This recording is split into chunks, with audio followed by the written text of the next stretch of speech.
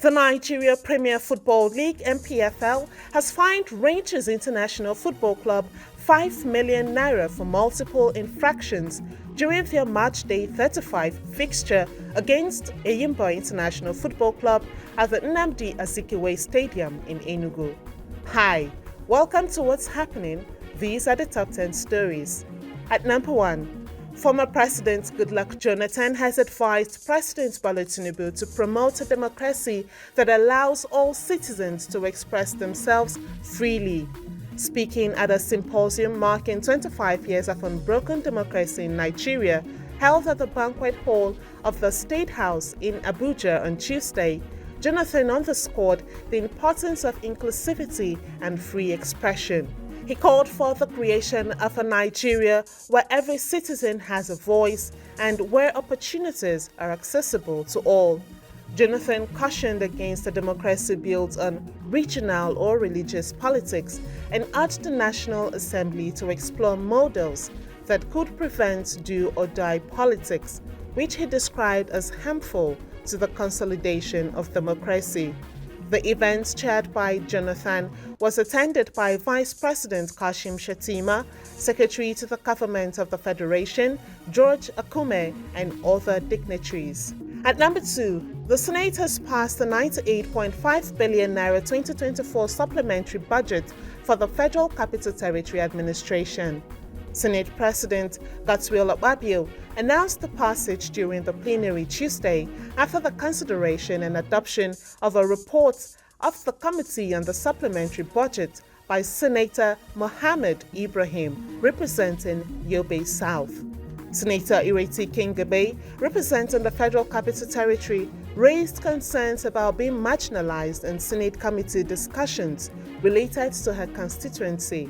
She said that despite being the highest elected official in the FCT with over 4 million constituents, she is not included in critical decisions, especially those concerning the budget. She further noted her exclusion from meetings where the supplementary budget was discussed, highlighting her lack of awareness about the procedures. Senate President Goodluck asked her to present a formal motion to the House, which she agreed to present at the following day plenary session. At number 3, civilian staff of the Ministry of Defense under the Joint Executive Council have shut down the ministry's headquarters in Abuja over alleged brutalization by soldiers. According to the Punch, the Joint Executive Council, which includes all affiliate unions of civilian staff working in the Ministry of Defense, organized the demonstration. The president of the council, Didam Joel, stated that a civilian staff member has been detained for a month by military authorities, even though he's not a military personnel. Joel added that an assistant director at Command Secondary School, Ojo, Lagos, was also brutalized by soldiers over the weekend. Although the Army has not released an official statement, an Association of Senior Civil Servants of Nigeria, ASCSN unionist, disclosed that Ambrose Akibe, a civilian, was brutalized by soldiers led by Lieutenant Akubo and is currently hospitalized. They also alleged that a laboratory scientist at the Naval Reference Hospital in Ojo, Lagos, was killed 2 months ago. The protesters demanded an overhaul of the command schools, advocating for professional education officers to head them. The ASCSN official warned that they would not back down until their concerns were addressed, emphasizing the need to prevent further incidents of brutalization. At number 4, the federal government of Nigeria has announced plans to test-run trains powered by liquefied natural gas, LNG, and diesel. This move aims to reduce operational costs and increase efficiency. This was disclosed in a statement on Tuesday by the Minister of Transportation, Senator Saidu Ahmed Alkali.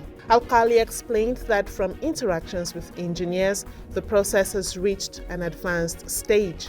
The minister also revealed that this is the first on the African continent to retrofit locomotive from diesel to gas. Alkali also noted that the program will control emissions and bring down the cost of maintenance to about 60% or 70%. Meanwhile, at number 5, the House of Representatives has summoned the Minister of Transportation, Saidu Alkali, over the frequent derailment of trains, particularly on the Abuja-Kaduna line. The House also directed its Committee on Transportation to investigate the derailment following a motion moved by Umar Ajilo, member representing the Abuja-Kaduna constituency.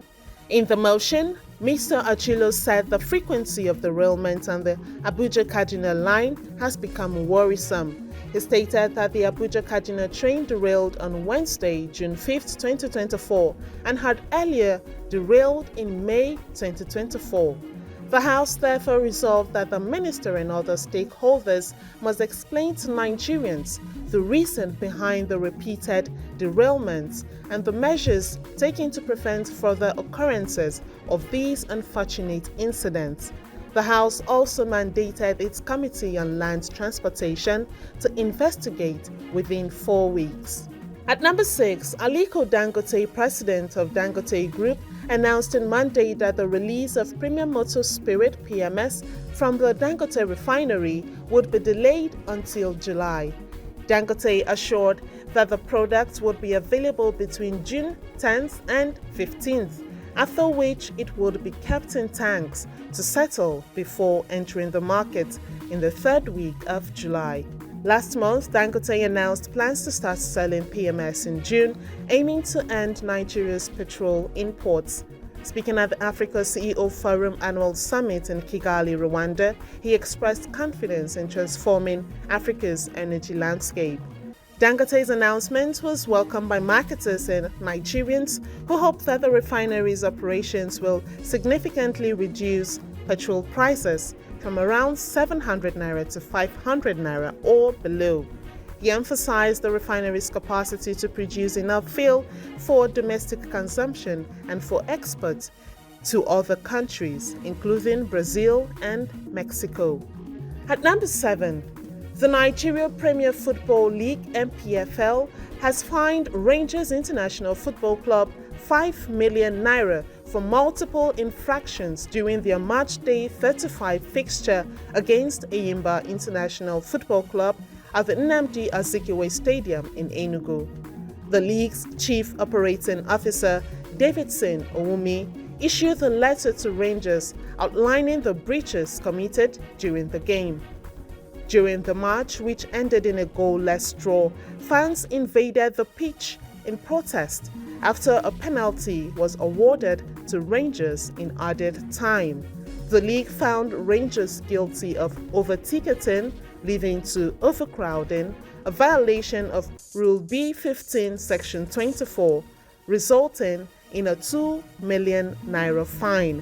The club also fined 1 million naira each for failing to provide adequate security measures and effective crowd control as per Rule B13, Section 52. Additionally, Rangers breached Rule B13, Section 52, subsection 1 by not implementing proper crowd control measures, resulting in another 1 million naira fine. They also violated Rule B13, Section 52, by allowing unauthorized persons access to restricted areas, incurring an additional 1 million naira fine. Rangers have 48 hours to either accept the sanctions or opt for a disciplinary panel review, as per Rule E1 of the NPFL's frameworks and rules. At number 8, Singapore Airlines SIA announced Tuesday that it had offered $10,000 in compensation to passengers who suffered minor injuries during a flight hit by extreme turbulence last month. The incident, which occurred on flight SQ321 from London to Singapore, resulted in a 73-year-old British man's death and left several others with skull, brain, and spine injuries. The pilots diverted the Boeing 777-300ER to Bangkok, where the injured were hospitalized. The SIA has offered $10,000 to passengers with minor injuries. Passengers with serious injuries requiring long-term care have been offered an advance payment of $25,000 to address immediate needs, with the final compensation to be determined later. The airline noted it will refund airfares for all passengers and provide delay compensation according to EU or UK rules. As of Tuesday, 11 passengers were still hospitalized in Bangkok. The Singapore Transport Ministry attributed the incident to a sudden 54-meter altitude drop over Yemen, causing unbelted passengers to be violently thrown inside the cabin. At number 9, a boat carrying over 200 migrants sank off the coast of Yemen, resulting in at least 39 deaths, according to the International Organization for Migration (IOM). The disaster occurred on Monday with 150 migrants still missing and 71 survivors rescued. The nationalities of the migrants have not been specified as of report time. Earlier this year, 2 boats sank off the coast of Djibouti, causing multiple fatalities. According to AFP, since 2014, the IOM has recorded 1,350 deaths on this migration route, excluding this year's incidents. In 2023, at least 698 deaths have been documented on this route. It added that the IOM is currently providing aid to the survivors of this latest tragedy. Finally, at number 10, Malawi's Vice President Saulos Chilima and 9 others have been killed in a plane crash due to bad weather, President Lazarus Chakwera announced on Tuesday. The plane, a Malawian military aircraft, went missing on Monday morning, prompting a significant search operation. President Chakwera revealed that the wreckage was found in a thick forest in the northern part of the country with no survivors. The aircraft, which had successfully completed the trip earlier, took off from Lilongwe at 9:17 a.m. and was headed to Mzuzu when it encountered poor visibility and disappeared from radar. The search, involving nearly 200 soldiers and additional personnel, was hampered by thick fog in Chikwangawa Forest. The U.S. Embassy and other nations assisted in the search effort. Mr. Chilima, aged 51, had been expected to run for president in 2025. He was serving his second term as vice president.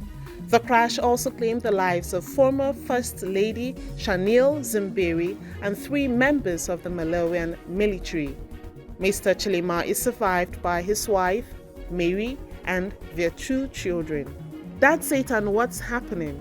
You can join the conversation on our website at www.rootstv.ng, follow us on social media, and subscribe to our YouTube channel at Roots TV Nigeria. Thank you for watching.